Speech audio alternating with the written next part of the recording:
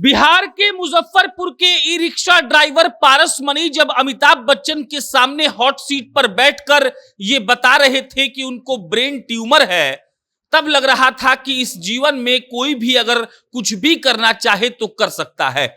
वो पारस मनी जो अपना घर पिछले 10 सालों से प्रयास कर रहे हैं बनाने का, लेकिन पैसा ही नहीं है कि बना पाए।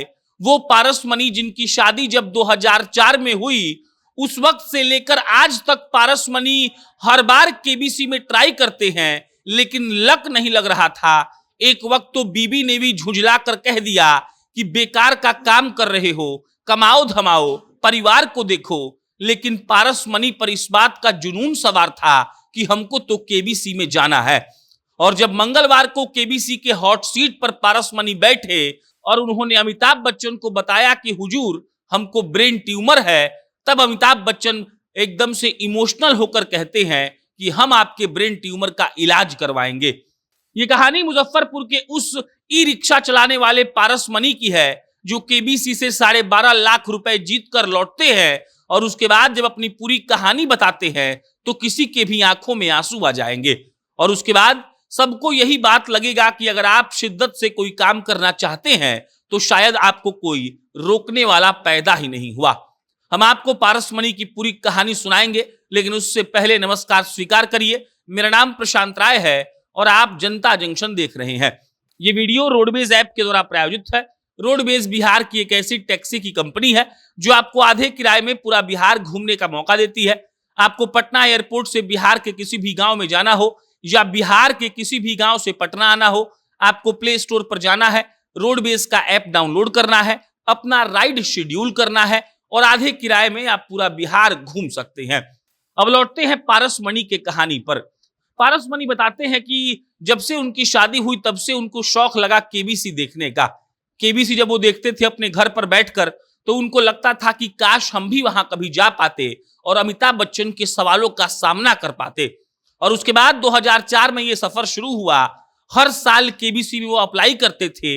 एक आध साल तो उनको फोन भी आया, लेकिन अफसोस की भाग्य साथ नहीं है और फिर वो केबीसी में जा नहीं पाते हैं। और फिर आता है साल 2024। साल 2024 का जुलाई महीना।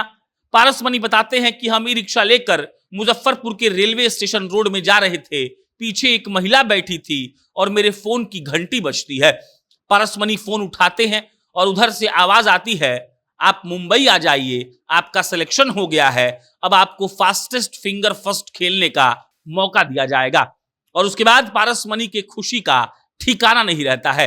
पारस मनी जो ई रिक्शा पर उनकी सवारी महिला बैठी हुई थी, उनको कहते हैं कि आप हमारे लिए बड़ी बड़ी लकी हैं। वो उनसे आशीर्वाद लेते हैं और फिर भागे भागे घर जाकर अपने घर वालों को ये कहानी सुनाते हैं। और उसके बाद पारस मनी अपनी पत्नी के साथ जाते हैं बंबई। बंबई में अमिताभ बच्चन के सामने दोनों बैठते हैं। फास्टेस्ट फिंगर फर्स्ट होता है और पारस मनी सबसे तेज जवाब देकर हॉट सीट पर बैठ जाते हैं। हॉट सीट पर बैठने के बाद पारस मनी 12 सवालों का सामना करते हैं, 12.5 लाख रुपए जीतते हैं। 25 लाख के सवाल का जवाब उनको पता नहीं था, इसीलिए उन्होंने खेल को क्विट कर दिया। और जो ई रिक्शा ड्राइवर दिन का 300-400 रुपया कमा पाता था, वो एक झटके में 12.5 लाख लेकर घर चला आया। पारस मनी बताते हैं कि देखिए, उम्र हो गई है तो हमको पढ़ने का भी मन नहीं करता था। हम करते ये थे कि YouTube पर खोजते थे जीके और जीएस के टीचरों को, और जो मास्टर साहब लोग YouTube पर जीके और जीएस पढ़ाते थे हम वही देखते थे। सवारी ढोते ढोते कान में हेडफोन लगाकर देखते थे और दिन रात इस बात की तैयारी करते थे कि जो सवाल आएगा उसका जवाब हमको कैसे देना है। पारस मनी की ये मेहनत काम आती है। और एक ई रिक्शा ड्राइवर जिसकी घर में 3 बेटियां हैं, जिसको खुद ब्रेन ट्यूमर हुआ है, वो 12.5 लाख जीत कर आया। और फिलहाल पारस मनी मुजफ्फरपुर में एकदम छाए हुए हैं। सारे पत्रकार उनके घर पर जाकर उनका इंटरव्यू ले रहे हैं और वो बता रही हैं कि कैसे कैसे वो अमिताभ बच्चन के सामने बैठे। पारस मनी की जो पत्नी है खुद कहती हैं कि कभी कभी हम झुझला कर पारस को कहते थे, ये सब क्या कर रहे हो, काम धंधा करो। लेकिन अब कह रही हैं कि अमिताभ बच्चन के सामने बैठकर लगा कि बाप रे बाप, ऐसा भी हो सकता है क्या। उनकी पत्नी कहती हैं कि हम तो कभी अपने जीवन में नहीं सोचे थे कि अमिताभ बच्चन को इतने नजदीक से देख पाएंगे। लेकिन देखिए, सपने पूरे होते हैं और पारस मनी का सपना पूरा हुआ। हमको खुद कभी गुस्सा आता था, लेकिन बाद में लगता था कि इनका यही सपना है, इसीलिए हमको इनका सपोर्ट करना चाहिए।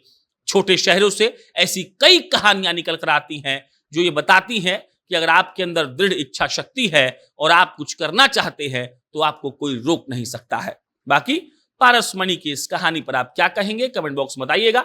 बहुत बहुत धन्यवाद।